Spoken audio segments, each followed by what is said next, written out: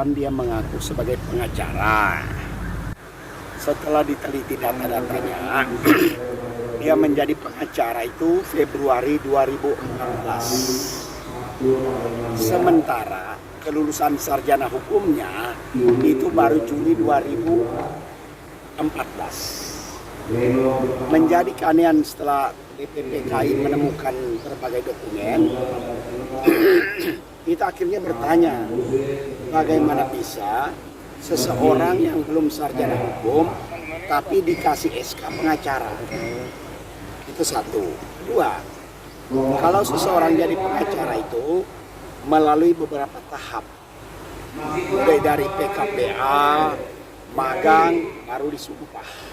Asir Rasman itu balik-balik semua. Dia udah SH-nya belum, tapi sudah jadi pengacara. Belum magang, sudah disumpah.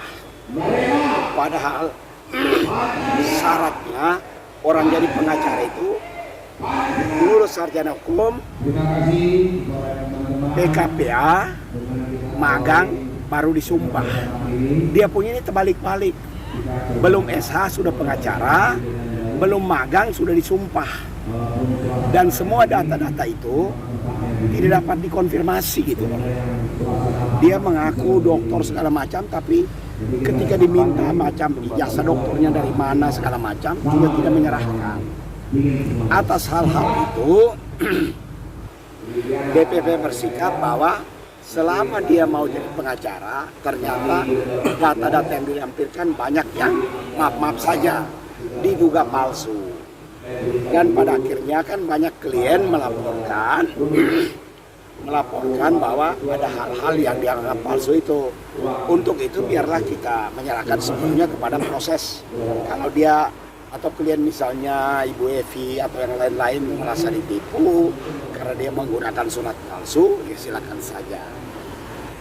Kecurigaan DPPKI makin bertambah setelah selain ijazahnya diragukan segala macam, magangnya tidak ada. Dia itu kan domisilinya di Medan. Bagaimana bisa sumpah di Ambon? Seseorang yang dilantik di suatu daerah, katakanlah ada anggota kami mau dilantik di Jakarta, berarti dia KTP-nya Jakarta. Tidak mungkin cepat-cepat pindah domisili gitu. Nah itulah, ya. Klien-klien merasa dirugikan, artinya kan bisa diproses bahwa dia bukan pengacara, tapi ngaku pengacara. Bisa penipuan.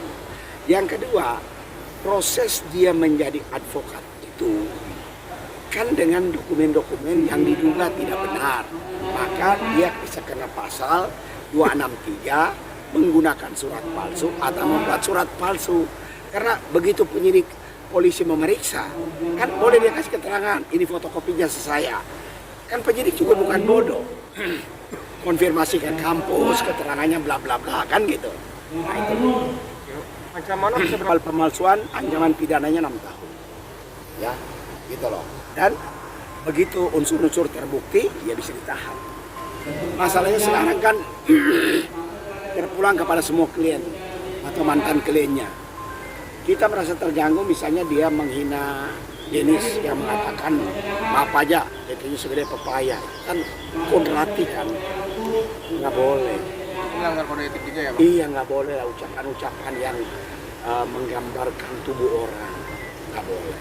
Ya, kemarin keputusan itu bahwa perbuatan dia itu tidak mencerminkan profesi pengacara.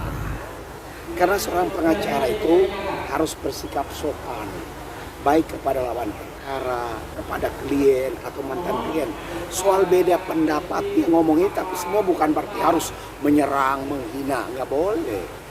Sikap kita terhadap pertama masyarakat, klien, mantan klien, penegak hukum itu ada aturannya. Soal misalnya kita berdebat segala macam itu hal biasa, tapi sesudahnya bukan pribadi. Nih, 8 Februari 2014. Nah, lalu bandingkan dengan SH-nya. Nah, ini SH-nya satu. Ini SK sebagai pengacara.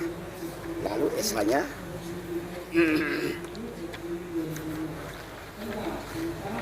Jadi di sini Februari 2014. Ternyata baru lulus 27 Juni. Jadi bagaimana orang duluan jadi pengacara sebelum lulus?